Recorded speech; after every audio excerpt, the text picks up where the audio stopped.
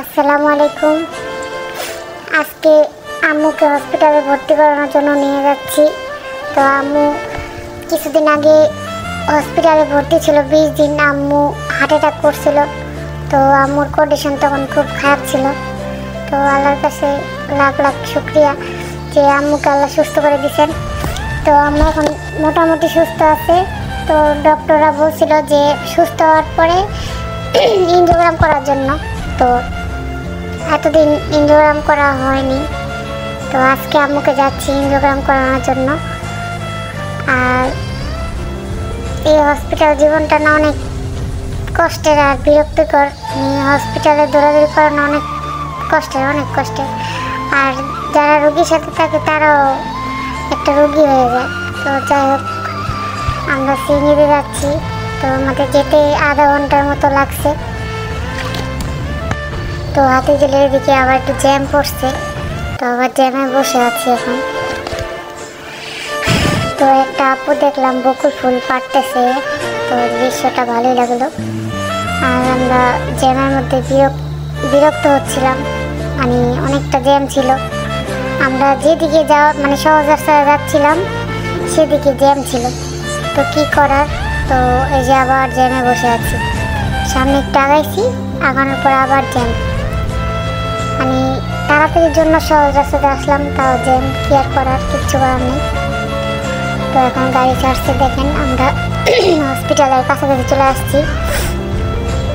তো আমরা সোরাটি হাসপাতালে আসছি, সোরাটি হৃদরোগ হাসপাতালে। তো এই যে হৃদরোগ হাসপাতাল, জাতীয় হৃদরোগ। তো এখানে আমরা আম্মুকে ভর্তি করাবো। তো ওইখানে আমাদের 2 দিন রাখবে বলছে। তো যাই হোক, আমরা চলে আসছি। এখন বাকিটা ভিতরে গিয়ে কথা হবে। অনেকটা জ্যামের রাস্তায় বসেছিলাম, প্রচুর জ্যাম ছিল। আর আমার ছোট ফ্যানটা নিয়ে আসতে ভুলে গেছিলাম। তো কেয়ার করে হাতে একটা পাখা নিয়ে আসছিলাম, সেটা দিয়ে বাতাস খেয়েছি। আর ড্রাইভারের কাছে একটা ফ্যান ছিল, তো যার কারণে একটু বাতাস লাগছিল।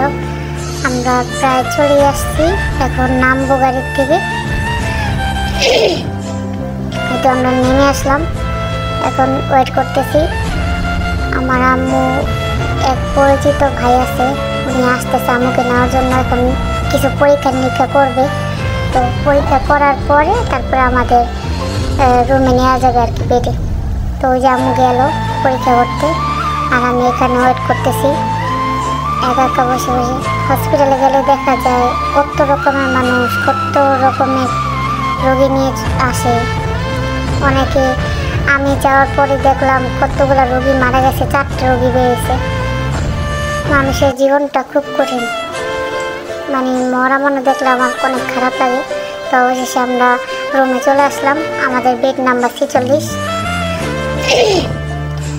তো এখানে আমরা কেবিন পাই নাই, অনেক লোকজন ছিল। তো আমাদের বসে কেবিন খালি হলে তারপর দিবে। তো আমরা আপাতত ওয়ার্ডে আছি, 46 নম্বর ওয়ার্ডে, 20 নম্বর ওয়ার্ডে 46 নম্বর বেড আর কি। তো এখানে অনেক লোকজন। আর এই ওয়ার্ডটা ভালো ছিল, একদম নিরিবিলি, যে যার যার মতো আছে। আর পরিবেশটা ভালো ছিল।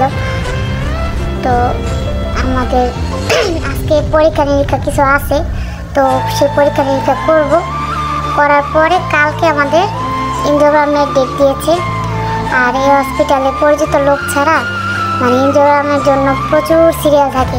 তো আমাদের পরিচিত লোক আছে, তো তার মাধ্যমে আমরা করব। মানে পরিচিত ডাক্তার আছে যিনি আমার আম্মুর এনজিওগ্রাম করবে, উনি আমাদের পরিচিত। তো বাইরের পরিবেশটা ভালোই। আর আমি একটু নিচে আসছিলাম, এসে আমি একটু আগে শরবত খেলাম, তো ভালোই ছিল। আর বাইরে প্রচুর রোদ, আবার মেঘলা মেঘলাও লাগতেছিল। তো খাওয়া শেষ করে ওই যে দোকান থেকে আমি একটা ছুরি কিনলাম, কিনে আমরা এখন চলে যাব হসপিটালের ভিতরে। আম্মুকে উপরে রেখে আসছি। আমরা আবার আসছি হচ্ছে ওই আম্মুরে 2টা টেস্ট দিছে, রক্তের টেস্ট 2টা না 3টা দিছে। তো একটা পপুলারে ওখানে জমা দিয়ে আসলাম, আর 2টা এই হসপিটালে আছে। তো আমরা এখন চলে যাচ্ছি। আমরা একটা ভুল করছিলাম, সেটা হচ্ছে পপুলারে যাওয়ার আগে আমাদের এখানে দুটো টেস্ট ছিল রক্তে, সেটা আমরা নিয়ে যাব, সেটা আমরা ভুলে এখানে রেখে তারপর আমরা পপুলারে চলে গেছিলাম। তারপর কি আর করার, এখন এক বোতল পানি নিয়ে যাচ্ছি খাওয়ার জন্য, ফিল্টারের পানি। আর এখানে আমরা খাবার খেতে আসছিলাম। এখন উপরে যাব, আম্মু উপরে বসে আছে, আম্মু বসে আছে, এখানে নার্সরা আসছে ওই যে দেওয়া রক্ত দেওয়ার জন্য। ওই যে আমরা যে ভুলটা করছিলাম, রক্ত একসাথে নিয়ে যায়নি, তো আবার ডাক দিচ্ছে নার্সেরে। তো নার্সেরা আবার আসছে, এসে ওই যে আম্মু রক্ত নিতেছে,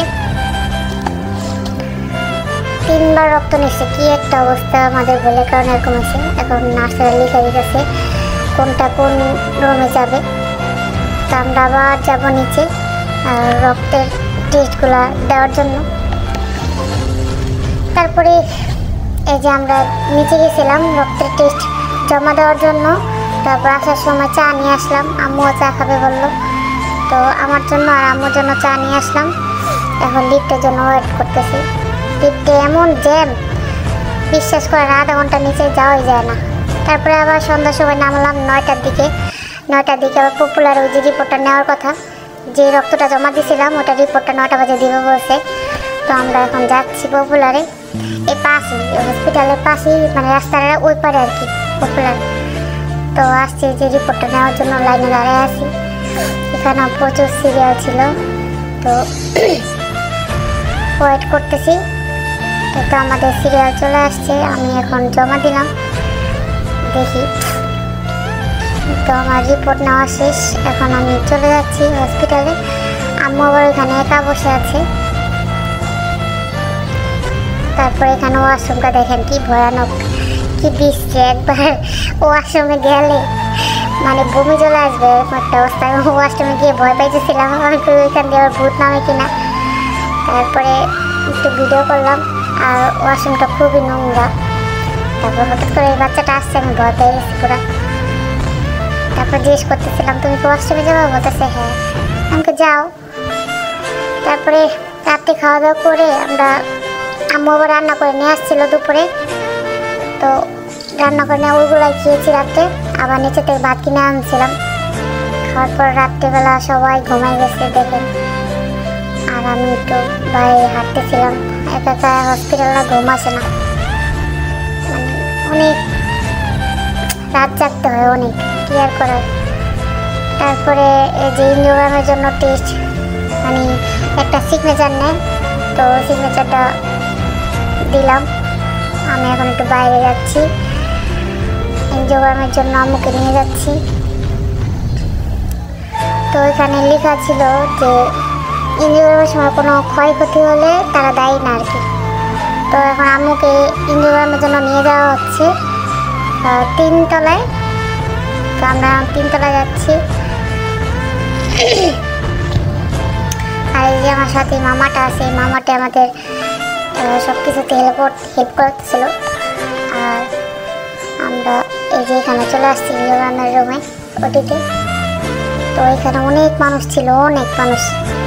তো সবার আগে আমরা মানে আমাদের 3 নাম্বার সিরিয়ালে আমাদের ইঞ্জিওগ্রাম করানো হয়েছে। পরিচিত লোক থাকলে অনেক সুবিধা আছে। তো আম্মু এখন যাচ্ছে, আম্মু অনেক ভয় পাইতেছিল। আমি উপরে দেখছি, আম্মু যখন রুমে ছিল তখন আম্মু প্রচুর দুর্বল হয়ে গেছে, মানে পুরো শরীর ছেড়ে দিচ্ছে অনেকটা অবস্থা। ভিতরে অনেক রোগী ছিল, তো সবাই সিরিয়ালে বসে আছে, মানে একজন করে করে করে মানে ছাড়তেছিল। তো আমি বাইরে আম্মুর জন্য ওয়েট করতেছি। ওয়েট করতে করতে অনেক টাইম লাগছে। আম্মু ভিতরে যাওয়া ইঞ্জিওগ্রাম করতে বেশি টাইম লাগে না, একটু ভিতরে অনেক লোকজন ছিল। তো এই যে একজনের ইঞ্জিওগ্রাম করে আসছি হাতে, তো আম্মুটা হাতে করবে বলছে। আর এখানে গিয়ে দেখলাম ওই যে বাংলার ভিলেন আছে না, বাংলা ছবির ভিলেন, তো উনিও আসছে কি জন্য জানি না, বারবার মানে ওটি রুমে যাচ্ছিল, হয়তো বা তার কোনো আত্মীয় স্বজন আছে ভিতরে। তো ওই জন্য একটু ভিডিও করছি লোকে। তো আম্মুর ইঞ্জিওগ্রাম করে চলে আসছে রুমে। আমরা অনেক খুশি, আর ডাক্তার অনেক খুশি হয়েছে এটা জেনে যে আম্মুর হার্টে কোনো সমস্যা নাই, আর কোনো ব্লক ট্লক কিছু হয় নাই। তারপর আম্মুকে বলতেছিল যে মিষ্টি খাওয়াতে হইব, আপনার মানে রিপোর্ট সব কিছু ভালো আসছে। তো যাই হোক আমাদের ইন্ডিওগ্রাম শেষ করে তারপরের দিন সকালে আমাদের রিলিজ দিবে। তো আজকে দিনটা থাকতে হবে। তো আপুরা আসছে, আপু দুলাভাই আসছে। তো আমরা এখন দুপুরে খাবার খেতে যাচ্ছি। আর আম্মুকে বলছে স্যুপ খাওয়াতে। তো আম্মু তার বাইরে খাবার খেতে পারবে না, বাইরের স্যুপটি খেতে পারবে আর কি, রোগীদের জন্য যে স্যুপটা। তো যাই হোক আমরা এখন খাবার খেয়ে তারপরে 2টার দিকে আম্মুকে খাওয়াতে বলছে। তো আমরা যাচ্ছিলাম, আমি দুলাভাই আর আপু লাঞ্চ করার জন্য। পাশে রাস্তার ওই পাশে একটা হোটেল আছে, ওই হোটেলটা খুব ভালো। তো ওখানে গিয়ে আমরা এখন খাওয়া দাওয়া করবো। আমরা এই যে হোটেলে চলে আসছি, আর এখানে প্রচুর ভিড় ছিল। তো আমাদের একটা সিট খালি পেয়েছি ওই পাশে কর্নারে। তো ওইখানে আমরা বসবো সবাই। আমরা যাওয়ার পরে প্রচুর ভিড় হয়ে গেছে, সবাই লাইনে দাঁড়াচ্ছিল খাওয়ার জন্য। তো খাবার চলে আসছে, গরু মাংস আর ভর্তা আর খাসির মাংস, এগুলোই। তো এগুলো দিয়ে আমরা খাওয়া শেষ। তারপর আমরা আম্মুর জন্য একটা স্যুপ নিলাম, এই যে চিকেন স্যুপ, চিকেন আর ডিমের। তারপরে স্প্রাইট নিয়েছিলাম। আর খাওয়ার পরে 3টা ফালুদা নিয়েছি, ফালুদা খাবো। ফালুদাটার মধ্যে কোনো দই ঠই কিছু দেয় নাই, আইসক্রিম দিয়ে বানাইছে। যাক ভালো হয়েছে। ঢোকার পর দেখে একটা রোগীর অবস্থা খুবই খারাপ, খিচুনি উঠে গেছে। তো মানে অনেক চিল্লাচিল্লি হইতেছে, ওরা কি করবে দিশা পাইতেছিল না। তারপরে তাড়াহুড়া করে আমি বলতেছিলাম মাথায় পানি দেওয়ার জন্য। আমার আম্মুর এরকম একবার হয়েছিল, হসপিটালে থাকতে আমিও ভয় পেয়ে গেছি। আর এখানে না সিরিয়াস রোগী এই সরকারি হসপিটালে না রাখে ভালো আমি মনে করি। তো ওই যে তার নাক দেওয়া মুখ দিয়ে রক্ত বের হয়ে গেছে, সবাই ভয় পেয়ে গেছে। মানে ওয়ার্ডে যত লোক ছিল সব একত্র হয়ে গেছে। তারপর আমি বলতেছিলাম যে মাথায় পানি দেওয়া যায়, মাথায় পানি দিলে একটু ভালো লাগে। তারপর তাড়াতাড়ি করে তারা সিসিউতে নিয়ে গেছে। সবাই মিলে উঠেছে, অনেক কষ্ট করে উঠেছে। মানে মহিলাটার পুরা শরীর ছেড়ে দিচ্ছে এমন একটা অবস্থা, মানে শরীরে কোনো মানে শক্তি নাই, নাক দেওয়া মুখ দেওয়া প্রচুর রক্ত বেরিয়েছে। যখন দুপুর টাইমে গোসল করতে গেছিলো তখন মানে সে নাকি পিছলা খেয়ে পড়ে তার নাক দেওয়া মুখ দেওয়া প্রচুর রক্ত বেরিয়েছিল, নাকে মুখে অনেক পানি দেওয়া হয়েছে। এখন নিয়ে যাওয়া হচ্ছে, সিসিউতে নিবে, জানি না সিসিউতে নেওয়ার পর কী হবে। আর আমি মনে করি সিসিউতে না নেওয়ার থেকে প্রাইভেট হসপিটালে নেওয়া ভালো। এই সমস্ত খিচুনি রোগী এই হসপিটালে থাকলে একদম মারা যাবে। আর এখানে যে পরিমাণে অবহেলা করা হয় চিকিৎসার জন্য খুবই খারাপ। তারপরে এখানে আসলাম, আম্মুকে ওষুধ দেওয়ার জন্য আসছে নার্সেরা। তারপরে এখানে সকালে নাস্তা দিচ্ছে আম্মুরে, ডিম দিয়েছিল আর রুটি, জেলি আর কলা। তারপরে বসেছিলাম, আমাদের আজকে রিলিজ দিবে। তো আমরা অনেক খুশি। আর এই যে পাশে যে আন্টিটা বসে আছে ওনারা সিলেট থেকে আসছিল। তো সিলেট থেকে আসছে, ওরা পেস মেকার লাগাবে। তো সরকার থেকে ফ্রি করে দেওয়া হয়েছে, ওনাদের অনেক টাইম লাগবে। আর আমাদের তো পরিচিত ছিল, এই জন্য তাড়াতাড়ি হয়ে গেছে।